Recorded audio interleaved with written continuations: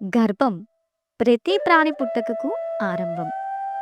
గర్భంలో ఉన్న బిడ్డ ఎలా ఉంటాడో, అమ్మాయా, అబ్బాయా అనేది తల్లికి తెలియకముందే తల్లి తన బిడ్డ జీవితం గురించి ఎన్నో కలలు కంటుంది. ఎందుకంటే తల్లికి తెలుసు తన గర్భంలో ఒక ప్రాణం పెరుగుతుంది, త్వరలోనే రాబోతుంది అని. మరి గర్భంలో ఉన్న బిడ్డకు తెలుసా తన కోసం ఎంతో ప్రేమతో తల్లి ఎదురు చూస్తుందని? ఆ బిడ్డ మనసులో ఏముందో మరి గర్భంలో వెళ్ళి తెలుసుకుందామా?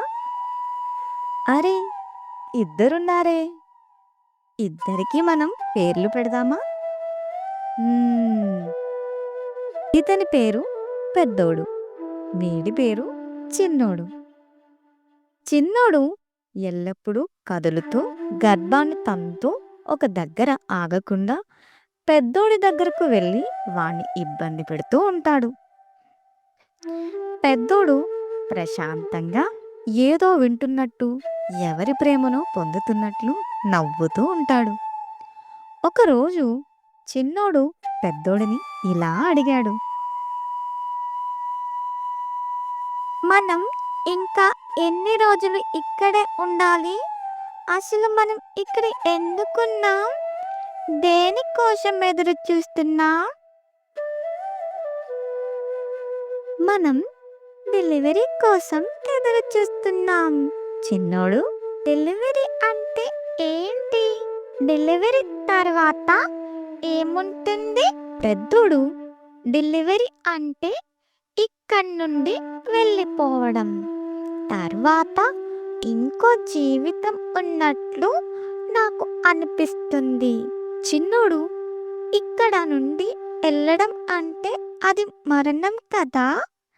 మరణించిన తర్వాత జీవితం ఎలా ఉంటుంది? పెద్దోడు, ఏమో, ఇక్కడ వచ్చే ముందు ఎక్కడ మరణించామో అక్కడ మరణించినందుకు ఇక్కడ జన్మించామేమో. చిన్నోడు, అలాంటిది ఏమీ లేదు. ఉండుంటే ఎప్పుడో వెళ్ళేవాళ్ళం కదా. ఇక్కడ ఎందుకున్నాం? ఆ పేగు నుండి వచ్చే ఆహారం తినడానికా? కాళ్ళు కూడా చాపుకోలేకపోతున్నాం. ఇంత చీకటిలో మనం డెలివరీ తర్వాత జీవితం కోసం ఎదురు చూస్తూ ఉన్నామంటున్నావా? పెద్దోడు, బహుశా మనం డెలివరీ తర్వాత జీవితం కోసం మనల్ని మనం సిద్ధం చేసుకోవడానికి ఇక్కడ ఉన్నామేమో అని అనిపిస్తుంది. చిన్నోడు, కొంచెమైనా నీకు బుద్ధి ఉందా? ఆ జీవితం ఎలా ఉంటుంది? డెలివరీ తర్వాత జీవితం లేదు. డెలివరీ అంటే మరణం. మనం ఇక్కడ ఉండాల్సిన రోజులు అయిపోయాయని. పెద్దోడు, నాకు తెలియదు, కానీ ఇక్కడ కంటే ఎక్కువ వెలుగు, చాలా ఎక్కువ చోటు ఉంటుందనుకుంటున్నా.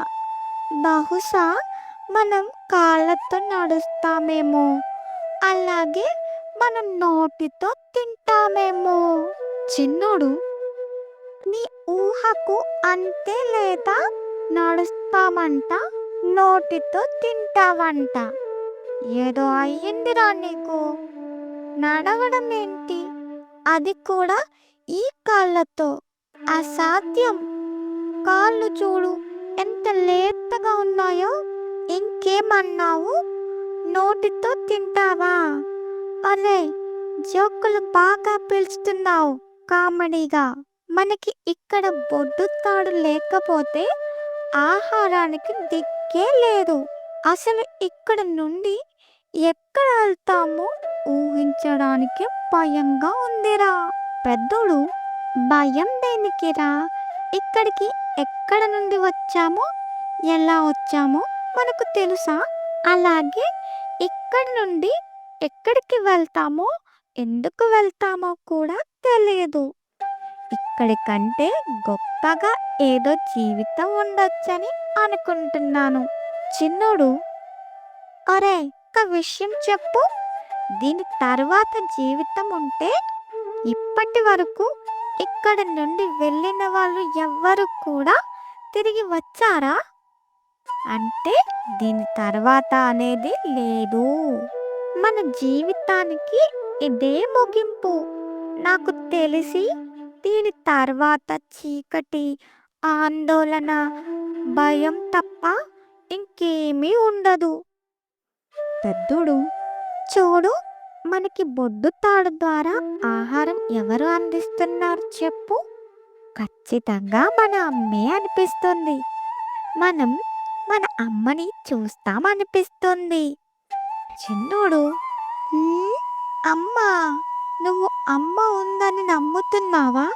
ఒకవేళ అమ్మ ఉంటే మనల్ని ఇలా చీకటి సంచిలో పడేసి ఆమె మెత్తని గొట్టం నుండి ఆహారం పడేస్తుందా?